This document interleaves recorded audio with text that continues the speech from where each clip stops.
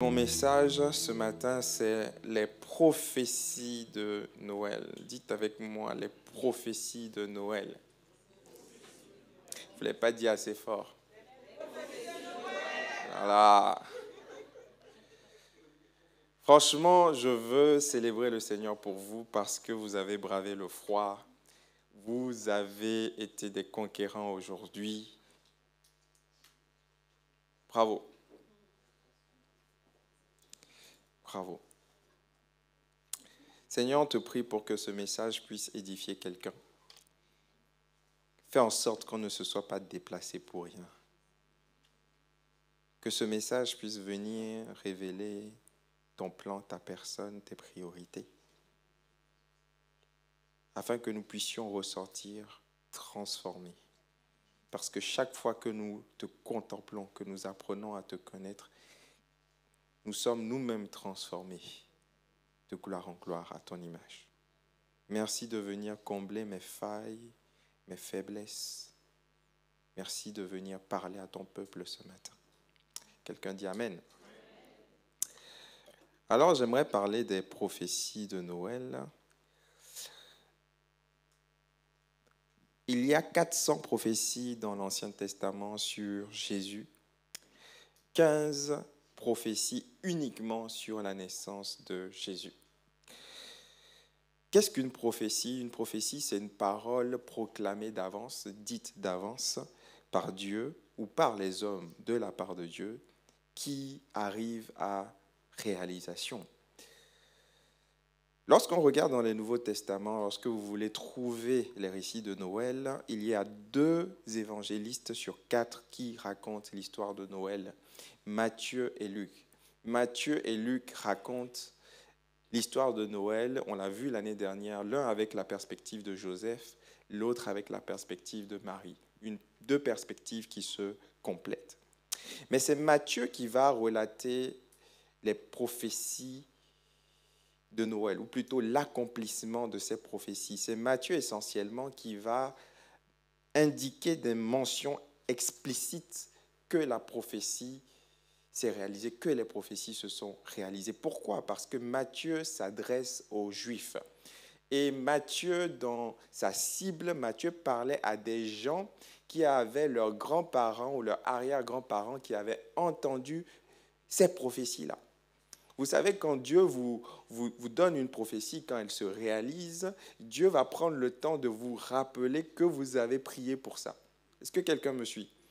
Quand Dieu te dit, dans 2 ans, tu vas rencontrer ton cher époux, aujourd'hui tu es célibataire, tu es dans la galère, et que Dieu te dit cette conviction, attention mesdames, disclaimer quand même, il faut faire checker, il faut faire du fact-checking, il faut aller demander à d'autres personnes parce que quand on parle des sentiments, c'est brouillé. Mais si après vérification, cette parole vient vraiment de Dieu, que dans 2 ans, tu vas rencontrer ton amoureux, ton époux, le jour où tu vas le rencontrer, Dieu va te rappeler qu'il y a 2 ans, il te l'avait dit.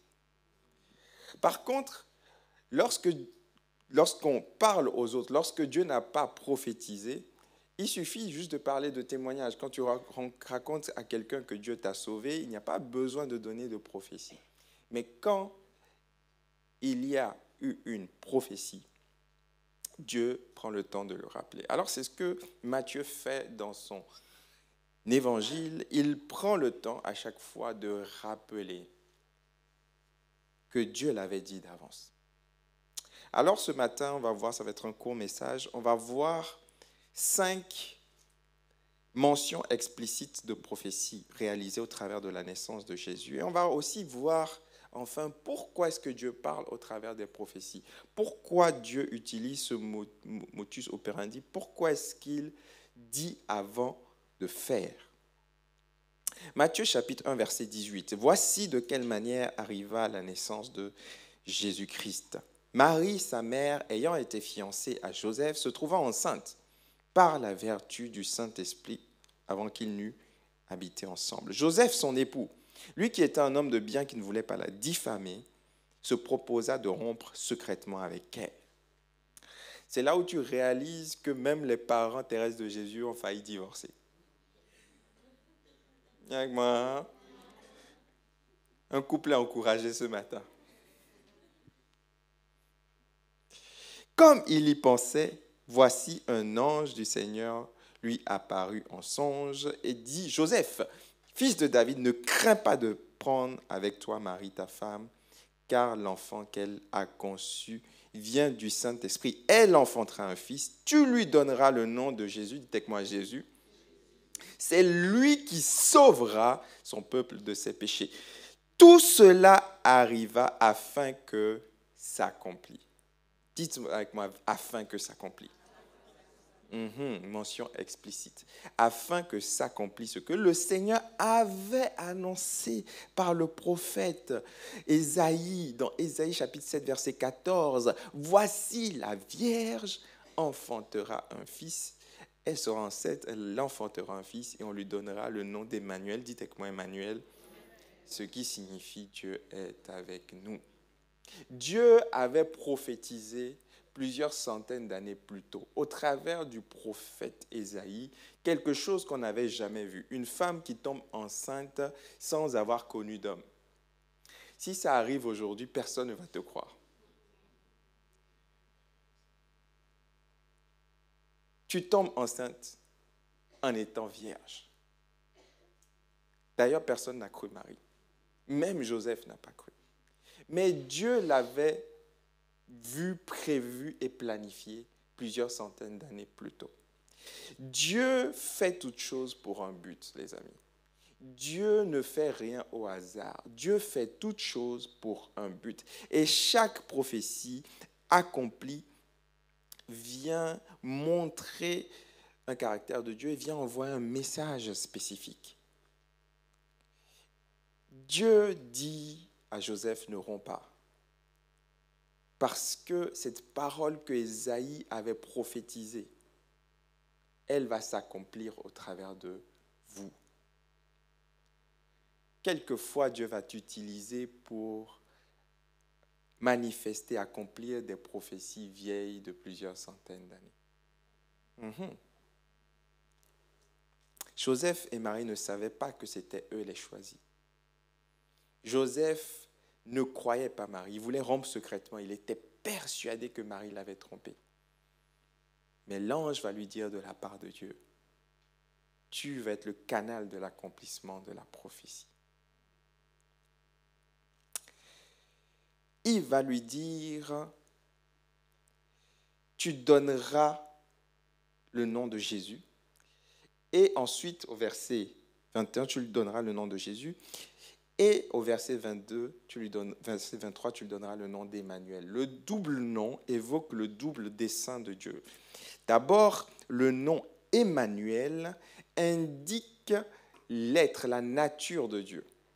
Et le nom Jésus va indiquer sa fonction, son rôle. Emmanuel veut dire Dieu avec nous. Emmanuel veut dire que Jésus est l'incarnation de Dieu en personne. Il a la nature divine en personne. Il n'est pas un demi-dieu. Il n'est pas juste un prophète, pas juste un envoyé de Dieu. Il est Dieu. En lui réside pleinement toute la plénitude de la divinité. Il est Dieu fait homme.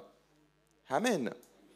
C'est son être, c'est sa nature. Alors quelqu'un peut me dire, mais comment Jésus peut être à la fois Dieu et homme? C'est la double nationalité, tu vois. Tu vois, si tu es franco-congolais, tu vois, tu as un peu de Congo en toi, tu vois, tu as la sapologie et tout ça en toi, mais tu manges du fromage. Quelqu'un dit amen, tu vois, voilà, c'est plus clair, tu vois.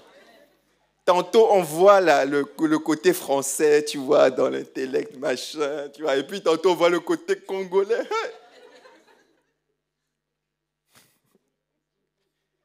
Jésus a fait cette double nature. Quelquefois, l'un paraissait, quand il s'endormait, quand il était fatigué, quand il mangeait, on voit son humanité, il était 100% homme. Mais quelquefois, sa divinité apparaissait quand il disait à la tempête, tais-toi, et la tempête se calmait. Les gars autour disent, c'est qui ce gars?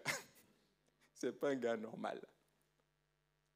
Jésus avait la double nature. Alors, le nom Jésus, le nom Emmanuel indique sa nature. Dieu avec nous. Dieu fait homme. Dieu est venu nous visiter. Dieu est venu vivre parmi nous.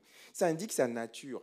Mais Jésus indique sa fonction. Jésus veut dire Yahvé sauve. Jésus veut dire qu'il allait venir sauver son peuple le peuple de ses péchés. C'est ce que Ésaïe avait prophétisé. Jésus est venu nous sauver de nos péchés. Voici le message de cette prophétie réalisée. Qu'est-ce que Matthieu voulait dire? Matthieu voulait dire que Dieu a prévu une solution à tous tes problèmes. Le peuple avait des péchés, le peuple avait des problèmes. Les problèmes sont des péchés ou quelquefois les problèmes sont des conséquences de péché. Et Dieu dit, au travers de Matthieu, j'ai prévu une solution à votre problème. Je l'ai prévu longtemps à l'avance. Je l'ai même prévu dès la Genèse. Dès la Genèse, lorsque l'homme et la femme ont péché, Dieu avait déjà prévu et planifié et prophétisé que via la descendance de la femme, il y a un homme qui allait venir écraser la tête du serpent. Il avait déjà planifié. Et Jésus l'a manifesté. Il est venu régler le problème du péché. J'aimerais dire à quelqu'un ce matin, peut-être que c'est un rappel, peut-être que c'est un appel. Jésus est venu te sauver de tes péchés. Donne-lui tes fardeaux, donne-lui tes problèmes, donne-lui tes erreurs, donne-lui tes fautes, donne-lui tes manquements. Il est venu pour ça. Arrête de dire « je ne suis pas assez digne pour aller vers Dieu ». Quand tu es malade, tu vas chez le médecin. Tu ne te dis pas que tu n'es pas assez digne pour aller chez le médecin, tu y vas. Avec moi, hein? Va vers Jésus. Tu as fait de la prison, va vers Jésus. Tu as commis un crime, va vers Jésus. Tu as fait des choses dont tu n'es pas fier et tu t'en veux, va vers Jésus. Il est venu pour ça. Emmanuel Jésus. Deuxièmement, il y a une prophétie sur le lieu de naissance. Matthieu poursuit en disant « Jésus étant né à Bethléem, en Judée, au temps du roi d'Hérode, voici des rois mages, des mages d'Orient. » On déduit que ce sont des rois, mais c'est écrit des mages textuellement. Des mages d'Orient arrivèrent à Jérusalem et dirent « Où est le roi des Juifs qui vient de naître ? Car nous avons vu son étoile en Orient. » C'était des astrologues, c'était des gens qui, à la base, n'étaient pas du tout des croyants chrétiens. C'était des gens qui étaient dans une forme d'occultisme. Mais lorsqu'ils vont voir cette étoile, ils vont discerner que cette étoile était différente des autres étoiles. Ils vont discerner dans le monde spirituel que quelque chose est en train de se passer. Un bébé vient de naître, mais ce n'est pas un bébé normal. Ils déduisent au travers de leur capacité occulte que le Fils du Dieu véritable est né. Que Dieu te fasse grâce d'utiliser tes aptitudes naturelles pour réaliser que Jésus est le Fils de Dieu. Oui, oui, oui, parce qu'il y a des athées qui ont fait ça. Ils ont dit, on ne va pas croire, on va démontrer que Jésus est un faussaire. Et dans leur recherche intellectuelle, ils réalisent qu'en réalité, Jésus est vraiment qui dit qu'il est. Jésus l'enquête. Allez voir le film. Je précise que je ne touche pas de commission. Le roi Hérode, ayant appris ça, ayant appris que les mages viennent adorer un nouveau roi, il fut troublé et tout Jérusalem avec lui. Je l'ai dit dimanche dernier. Lorsque Jésus vient, le royaume des ténèbres est troublé. Quelquefois, nous, on est troublés par ce qui se passe. On est troublés par le royaume des ténèbres. Mais vous devez réaliser que le monde des ténèbres est encore plus troublé devant Jésus que vous n'êtes devant eux. Il faut que la peur change de camp maintenant. Hérode est troublé. Hérode est en panique devant un bébé. Hérode a de l'argent. Hérode a du pouvoir. Hérode a les Romains avec lui. Hérode a une armée. Et pourtant, il est troublé par un bébé qui est dans une crèche. Incroyable. Jérusalem avec lui. Alors les bruits circulent. Vous savez qu'il y a un roi qui naît. Ce roi vient d'où? Est-ce que ce roi va terrasser Hérode? Est-ce qu'on va avoir la paix? Et puis tout Jérusalem est troublé. Il assembla les principaux sacrificateurs et les scribes, les gens des lettres, les théologiens. Et il s'informa auprès d'eux où devait naître le Christ. Regardez dans l'Ancien Testament, regardez dans les Écritures, où est-ce qu'il est prévu de naître? Parce que si c'est lui véritablement, je vais aller le trouver, l'éliminer. Voici l'erreur de certaines personnes. Si Jésus, regardez, analysez bien, si vraiment Jésus est né là où il devait naître, ça veut dire qu'il est celui qui avait été prophétisé, le Christ. Et toi, tu veux tuer le Christ. Quelquefois, notre ego nous empêche de voir l'action de Dieu.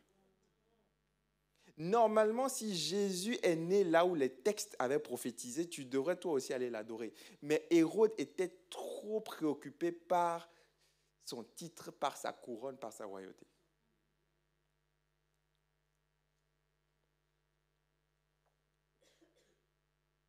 Il s'informa auprès d'eux où devait naître le Christ. Ils lui dirent à Bethléem en Judée. Car voici ce qui a été écrit par le prophète. Alors Bethléem, vous devez savoir que Bethléem, c'est un endroit paumé. Quand tu cites les villes en Israël, Bethléem, personne ne connaît. Est-ce que quelqu'un connaît Paumeuse ici? Elle dit chérie, parce que Mathurin, ils ont déménagé là-bas. Moi, je ne connaissais pas ça. Paumeuse, c'est où ça, tu vois? C'est un coin paumé, voilà. Paumeuse, c'est à 1h30 d'ici. Tu arrives, tu vois des vaches et tout. C'est uniquement quand tu vas à des mariages que tu vois des patelins comme ça. Il n'y a rien là-bas, il y a des bergers. On ne connaît pas Bethléem, tu vois. C'est où? C'est paumé. Et tu dis, mais le Messie va naître là-bas? Normalement, tu devrais naître à Jérusalem. Les rois, quand ils sont venus, ils ont suivi l'étoile. L'étoile s'est arrêtée en Israël. Ils sont allés au palais. Un roi naît dans un palais, mais Jésus naît dans un endroit paumé. Toi qui viens d'un endroit paumé, il y a de l'espoir. Oh, quelqu'un dit encore un amen plus fort. Tu viens d'une famille paumée, il y a de l'espoir. Tes parents sont paumés, il y a de l'espoir. Verset 6. Voici, il lui dit, les sacrificateurs et les scribes lui dirent, le Messie, il est écrit que le Messie doit naître en Judée, car voici ce qu'avait écrit le prophète Michée, dans Michée 5, verset 2. Et toi, Bethléem, terre de Juda, on pense que tu es la moindre, mais tu n'es pas la moindre entre les principales villes de Juda, car de toi sortira un chef qui paîtra Israël, mon peuple. Ça avait été prophétisé des centaines d'années plus tôt. Et quel est le message? Dieu veut dire à quelqu'un qu'il veut utiliser l'insignifiant pour faire des exploits. Ah oui. Tu ne te sens pas capable? Bravo. Tu viens d'avoir la qualification pour faire des exploits, selon Dieu. Je ne suis pas qualifié pour faire ce que je fais, mais je suis appelé. Alléluia. Ma qualification, c'est l'appel de Dieu. Si Dieu t'a appelé, tu es qualifié. Tu n'es peut-être pas qualifié aux yeux des hommes. Tu n'as peut-être pas fait tout le parcours qu'il faut. Mais si Dieu t'appelle, alors tu es qualifié selon lui. Troisième prophétie, la prophétie sur la sortie d'Égypte. Alors Hérode fit appeler en secret les mages et s'enquit soigneusement auprès d'eux combien de temps l'étoile allait briller. Il connaît le lieu, maintenant il lui faut le jour, l'heure, il lui faut la période, il lui faut le temps. À quel moment l'étoile a commencé à briller? À quel moment le roi est né? Il a quel âge à peu près le roi? Et ensuite on lui a dit, ça fait 2 ans, 1 an et demi à peu près, ok. Il les envoie à Bethléem en disant, allez, prenez des informations exactes sur le petit enfant. Et quand vous l'aurez trouvé, faites-le moi savoir, afin que moi aussi j'aille l'adorer.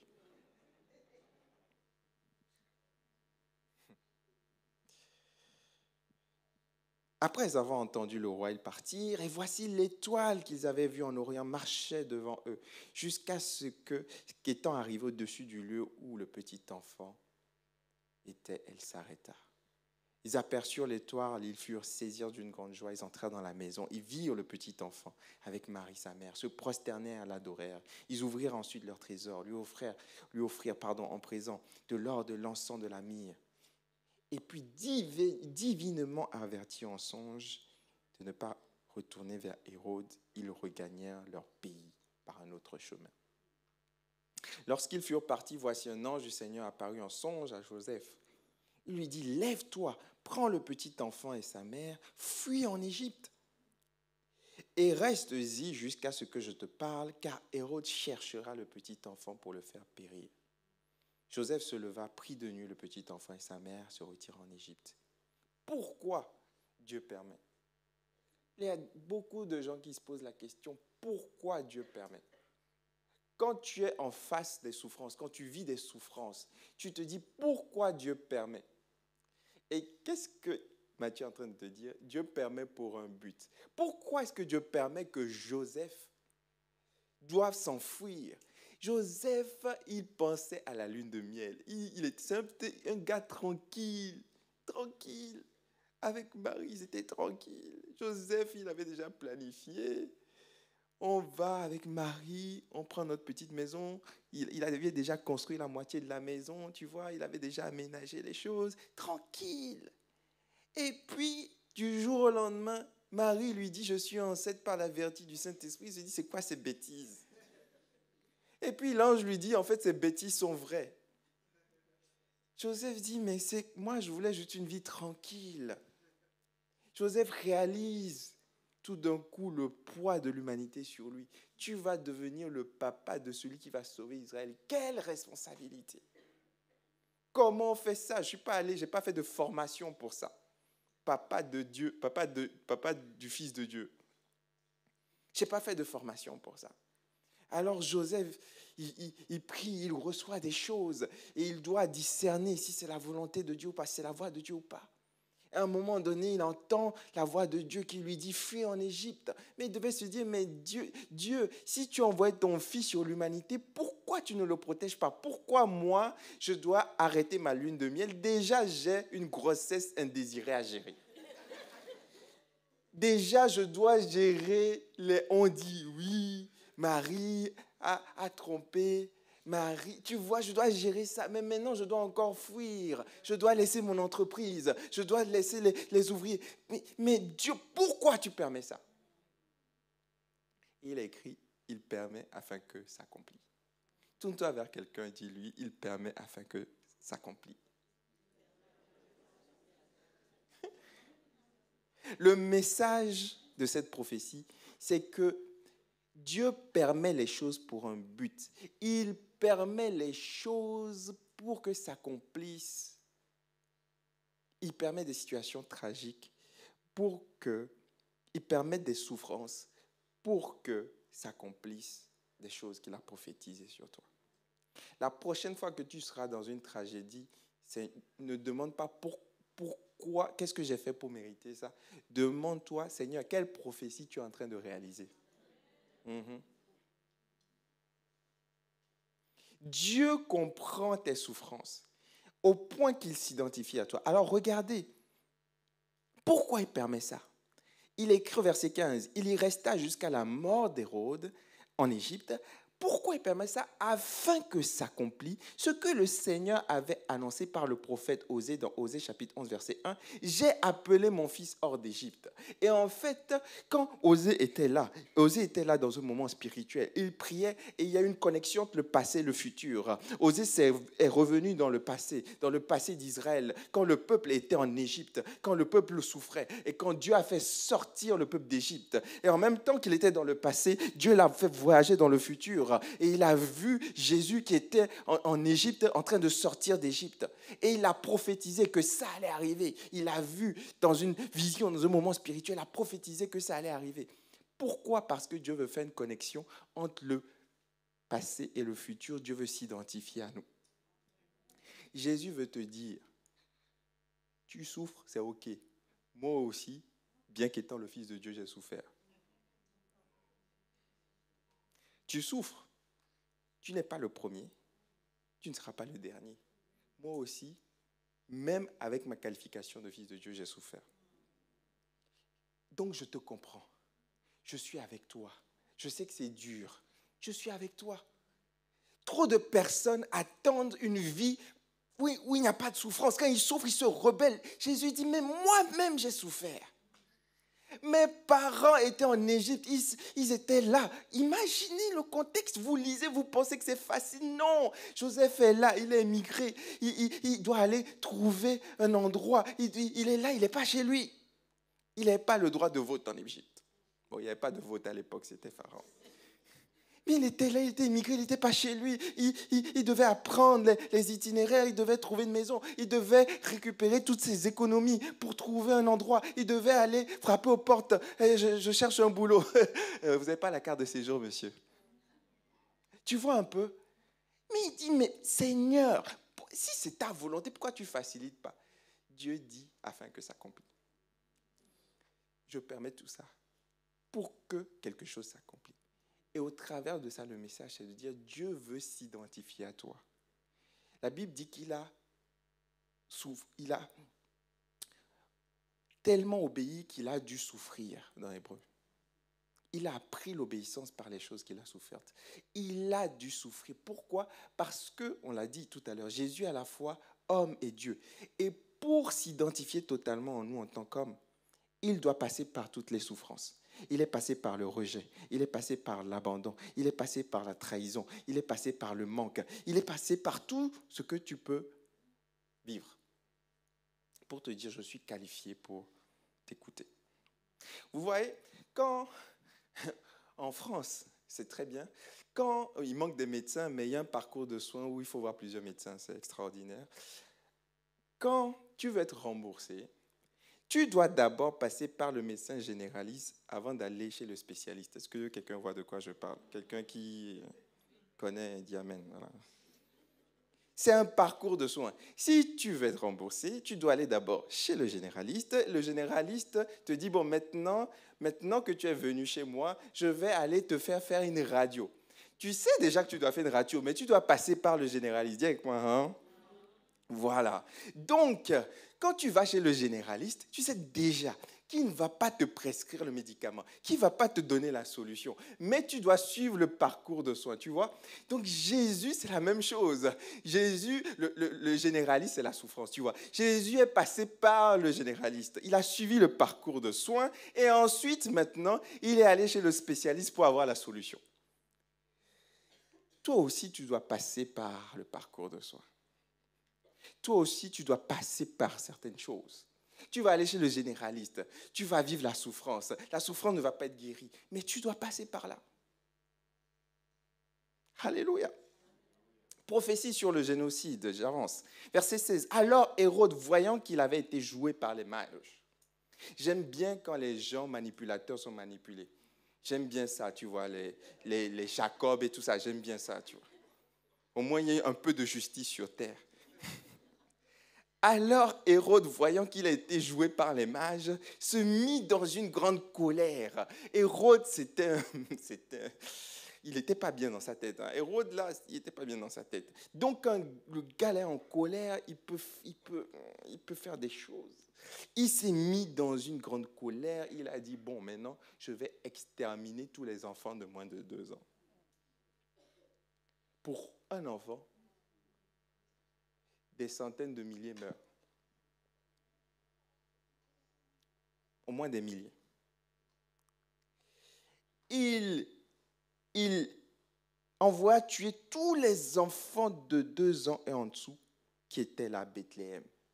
Et dans tous les environs, dans tout son territoire, selon la date dont il a été soigneusement enquis auprès des mages. Imaginez les parents, on vient leur arracher leur bébé. Maman, tu as porté ton enfant pendant 9 mois. Tu as accouché dans la douleur. Il n'y avait pas de péridurale à l'époque. Tu as accouché dans la douleur. Tu as vu ton enfant, tu es mignon, mignon, mignon, mignon. Tu as fait le gender reveal. Tu as fait tout ça. Tu vois, les gens sont venus. Et puis un jour, un fou vient récupérer ton enfant, il le tue parce qu'il cherche à tuer Jésus. Alors, encore une fois, tu te dis, mais Seigneur, pourquoi tu permets ça? Pourquoi tu permets ça? Noël, c'est une bonne nouvelle. Pourquoi tu permets ça? Alors regarde, encore une fois, Matthieu te dit pourquoi il permet ça. Verset 17, hein. Alors s'accomplit ce qui avait été annoncé par Jérémie. Dites avec moi, alors s'accomplit. C'est ça, Dieu permet toutes choses pour un but. Alors s'accomplit ce qui avait été annoncé par le prophète Jérémie. Verset 18, dans Jérémie 31, verset 15. On a entendu des cris à Rama, des pleurs et des grandes lamentations. Rachel pleure ses enfants et n'a pas voulu être consolée parce qu'ils ne sont plus. Le message, c'est que Dieu anticipe même les événements tragiques et négatifs. Dieu est capable de voir, il n'est pas surpris, il n'a pas été surpris par la Covid, tout le monde a été surpris, mais lui, il n'a pas été surpris, il n'est pas surpris par la crise financière, il n'est pas surpris par la guerre en Ukraine, la guerre au Congo, il n'est pas surpris par tout ça. Alors on peut se dire, mais si tu as vu d'avance, pourquoi tu n'as pas empêché? Parce qu'il fait toutes choses pour un but, parce que chaque problème va être dans le parcours de soins pour pouvoir réaliser une prophétie.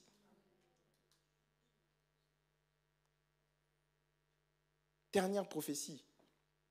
Prophétie sur la patrie. Quand Hérode fut mort, c'est bien parce que celui qui voulait tuer est mort sans que celui qui devait être tué ne meure.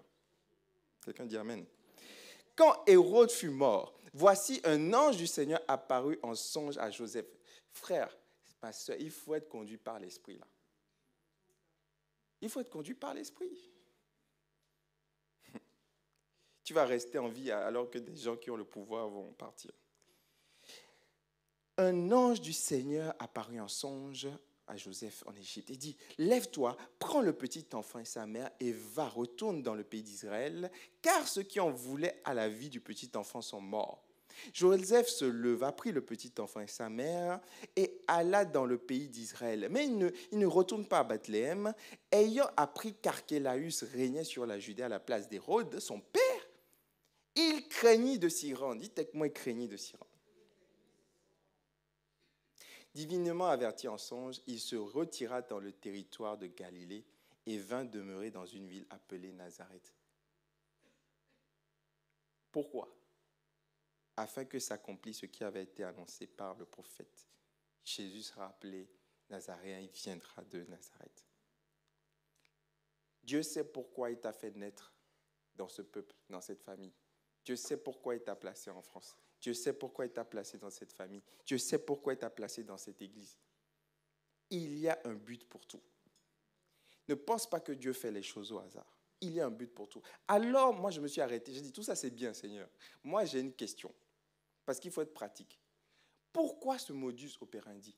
Pourquoi est-ce que tu prends le temps de nous annoncer les choses, les bonnes nouvelles comme les mauvaises nouvelles?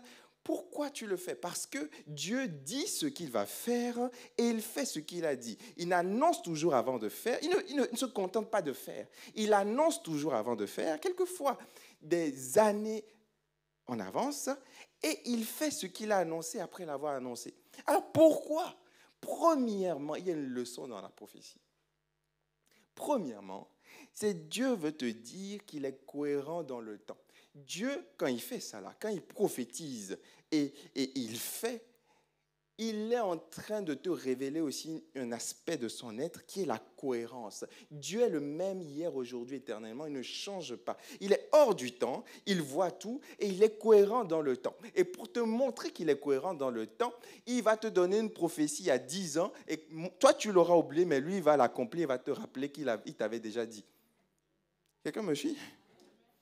Dieu est stable, il est constant, il est cohérent, il est fidèle, il ne change pas dans le temps, il ne change pas d'avis. Oui, bien sûr qu'il peut changer d'avis par rapport à nous quand on prie.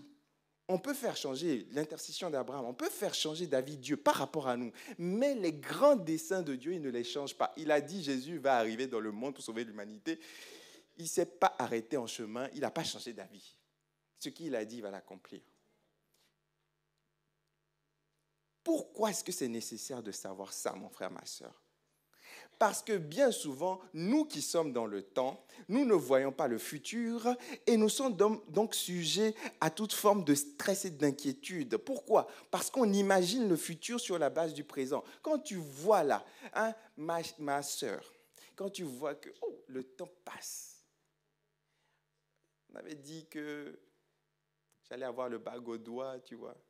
Tu as rêvé, tu as eu le temps d'être déçu, il y a un gars qui est arrivé, c'était pas lui, un autre gars qui est arrivé, c'est pas lui, ça fait 10 ans, il n'y a plus personne. Tu te dis vraiment, soit ce que j'ai reçu, c'était mon imagination, ce qui est possible, soit ce que j'ai reçu venait de Dieu, mais Dieu, il a changé d'avis, tu vois. Il a eu trop de dossiers, il était débordé. Il devait gérer des crises en Afrique, tu vois, il devait gérer des conflits, mais oublie mon cas. Il m'a dépriorisé. Il est débordé. Nous imaginons l'avenir sur la base du présent. Quand on voit que les choses ne vont pas, quand on voit qu'on est malade, quand on voit que les choses ne vont pas, alors on anticipe un futur négatif. Alors c'est important de réaliser que Dieu est stable dans le temps, il est cohérent. Ce qu'il a dit, il va l'accomplir, il ne change pas. Alléluia. Et Dieu, c'est pour ça qu'il donne la prophétie, parce qu'il veut te montrer. Une fois que tu auras ce que tu veux, il te dit, bon, qui suis-je? Je suis le même hier, aujourd'hui, éternellement. Je suis l'Éternel, je suis, n'est-ce pas? Pourquoi Dieu procède comme ça? Oui, parce qu'il est cohérent dans le temps, mais aussi parce qu'il réfléchit toujours à ses plans. Pourquoi Dieu prend le temps d'annoncer, d'attendre avant d'accomplir? Parce qu'il est réfléchi dans ses plans. Dieu annonce longuement à l'avance pour nous démontrer sa préparation, pour nous montrer que son plan est réfléchi et soigneusement confectionné. Dieu ne vient pas agir par accident, sous des impulsions. Ce n'est pas des lubies de dernière minute. Tu vois, ah bon, et si on envoyait Jésus, tu vois, ce n'est pas des lubies de dernière minute. Ça a été réfléchi, anticipé, planifié des siècles avant. Les siècles sont passés et il avait toujours son plan. Alléluia, quelqu'un dit Amen. Il dit, Ésaïe 46, verset 10, Alléluia, tu dois lire ce verset avec joie. J'annonce dès le commencement ce qui doit arriver et longtemps d'avance ce qui n'est pas encore accompli. Je dis, mes arrêts subsisteront et j'exécuterai toute ma volonté. Dieu, il dit d'avance, les rois se succèdent, les héros viennent. Il y en a qui disent, on va détruire la Bible, on va détruire les chrétiens. Oui, les gens passent, ils meurent. Mais le plan de Dieu, il est toujours en cours. Tu vois, il est toujours en cours. Les gens disent, les gens abandonnent en chemin. Le plan de Dieu est toujours en cours. Dieu continue, Dieu continue. Tu vois, tu es peut-être découragé en chemin. Le plan de Dieu est toujours en cours. Et il dit, j'annonce longtemps à l'avance, mais j'exécuterai mes desseins. Alléluia. Dieu veut démontrer. Pourquoi Dieu parle par la prophétie? Parce que Dieu veut démontrer sa supériorité. Dieu veut dire, mon gars, il y a les autres dieux, il y a moi.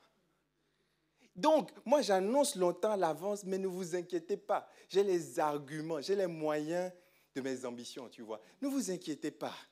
Je vais l'accomplir.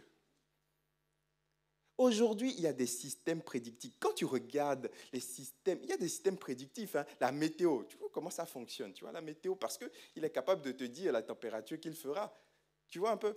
Mais comment ça marche? Parce que c'est toujours la même chose. On récupère des données du passé, beaucoup de données, et ensuite on utilise le présent, on utilise des modèles mathématiques et des outils informatiques pour collecter toutes ces données, tu vois. Des calculs de probabilité. On va sonder la température un peu partout. On regarde, on examine les lois, on est capable de prédire l'avenir grâce au passé et aux outils du présent. Et tu as confiance en la météo. Dis avec moi, hein? C'est vrai, tu as confiance. Parce que la météo t'a dit hier, il va faire froid aujourd'hui, tu as préparé ton manteau hier. Tu n'étais pas encore aujourd'hui. Tu as confiance en la météo, voilà. Waze te dit demain à 7h, il y aura les bouchons et tu y crois. C'est pour ça que tu as pris les transports, tu n'as pas pris la voiture. Dis avec moi, hein? Voilà. Il y a des modèles prédictifs. Mais moi, j'ai demandé moi-même à ChatGPT hier, j'ai dit quelle est la différence entre toi et Dieu. Il a dit, moi, ChatGPT, là, je collecte les données, mais Dieu, lui, il est supérieur. Il m'a donné ma réponse. Mais tu peux les vérifier, pose-lui la question. Oh, amen. Il dit, je fais semblant de, tu vois, mais j'utilise les outils, mais je ne peux pas interagir. Mais Dieu, il est différent, il est au-dessus, il est capable d'interagir, tu vois. Il laisse la liberté aux hommes. Les hommes font ce qu'ils veulent, mais à un moment donné, il dit limite, stop. Parce que là, si tu sors de la Hérode, je laisse la liberté, mais tu ne peux pas toucher à cet enfant. Donc, blocage, je te bloque là, tu vois. Les gens sont libres, tu es libre, tu peux mettre un costume rouge, un costume bleu, un costume vert. Mais le jour où ton costume vert va empêcher Jésus de se manifester, il va détruire ton costume. Quelqu'un dit Amen. Voilà, il bloque, tu vois. C'est pour ça qu'on doit prier, les amis. Parce que quand tu pries là, Dieu délimite un cadre. Dieu empêche. Il y a quelqu'un qui voulait t'agresser. Il le laisse libre, mais il dit, je vais lui mettre un cadre. Il peut pas le toucher, tu vois. Dieu délimite un cadre. Je vous ai dit, Hérode, calmos. Tu peux pas faire ça. C'est pour ça que quand Paul voulait tuer, pas ça, non. Il te sera difficile de regimber contre mes aiguillons. Tu vois, parce que certains disent, oui, mais si Dieu a tout prévu d'avance, ça veut dire que je ne suis pas libre, ça veut dire que je suis déterminé, ça veut dire que... Mais tu es libre de réfléchir là. Là, tu es libre de dire ce que tu dis, non? Est-ce que c'est Dieu qui te... Tu vois. Tu es libre. Arrête les supputations. Tu es libre. Mais c'est le jour où ta liberté là va vouloir empêcher le cadre global de Dieu de s'accomplir. C'est là où il va te bloquer.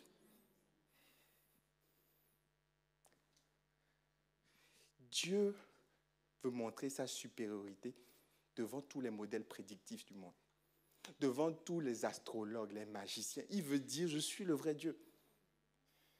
Pourquoi? Parce que quand tu auras ton exaucement, il veut que tu te rapproches plus de lui. Si Jésus naît et qu'il ne l'avait pas prévu,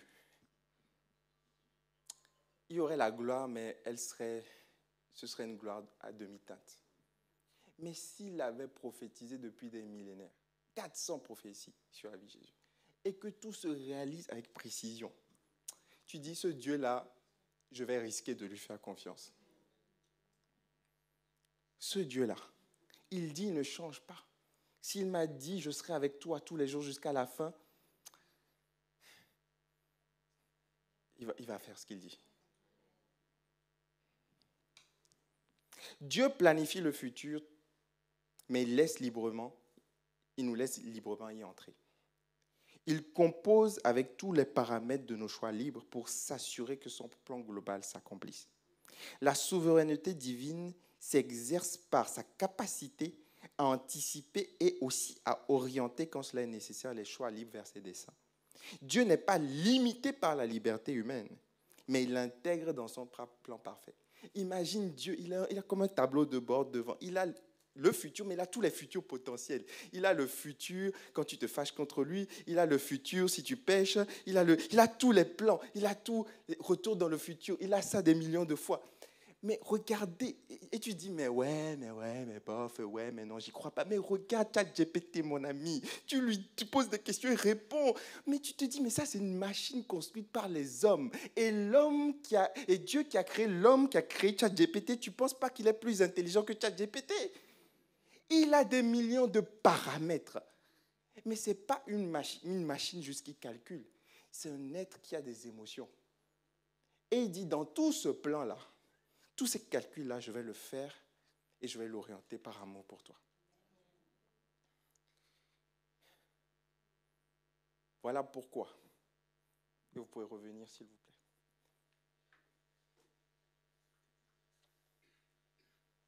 Midi 16. Voilà pourquoi.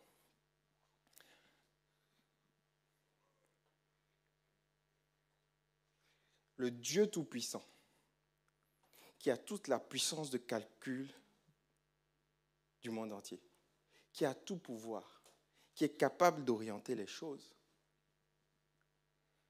a choisi d'intégrer dans la solution la mort de son propre fils. Parce qu'il ne voulait pas juste résoudre tes problèmes et ton péché. Il voulait te démontrer qu'il t'aime. Alors il s'est mouillé lui-même. Il a donné ce qu'il avait le plus cher. Il a donné son propre fils à la croix. Et la naissance de Jésus est un message de la puissance de Dieu, mais aussi de l'amour de Dieu. Les prophéties de Noël démontrent la puissance de Dieu, sa capacité à garder son plan malgré les siècles qui passent. Aujourd'hui, il y a des prédictions. On dit, oui, on prédit l'économie, mais ça dépend si Trump vient au pouvoir ou pas. Tu vois ce que je veux dire ou pas, tu vois? Ça dépend de qui vient au pouvoir, tu vois. Ça dépend s'il y a la guerre ou pas, tu vois. Parce qu'on ne peut pas maîtriser. Mais Dieu est capable de dire sans stress, sans excitation, tranquille. Mon fils va arriver à Bethléem. Il y aura un génocide. Il va naître d'une vierge. Tu dis, vraiment Dieu, mais quand même des signes, on ne sait jamais, tu vois. Non. Il dit, ça va s'accomplir. Et alors que un jeune berger, un jeune charpentier, Joseph arrive tranquillement et veut se marier, il dit, c'est le temps, c'est le moment. Et il organise les choses de sorte que tout s'accomplisse. Dieu va organiser les choses dans ta vie pour que tout ce qu'il a prévu s'accomplisse. Mais, si tu lui obéis. Parce que son plan global, oui, va s'accomplir. Mais son plan pour toi peut ne pas s'accomplir si tu ne veux pas. Parce que, extraordinaire, le plan d'Hérode, c'était de tuer Jésus. Mais son plan à Hérode ne s'est pas accompli. Mais le plan de Joseph et Marie, c'était de garder Jésus. Et leur plan s'est accompli parce qu'ils ont obéi à Dieu. Ça veut dire que si tu veux être sûr que tes plans s'accomplissent, il faut que tu les alignes sur les plans de Dieu. On va lever là. On va se lever, on va prier ensemble. Alléluia. Seigneur, merci parce que Noël montre ta puissance. Tu es capable de tenir ta parole. Tu dis, j'annonce dès le commencement. Et j'exécute ma volonté.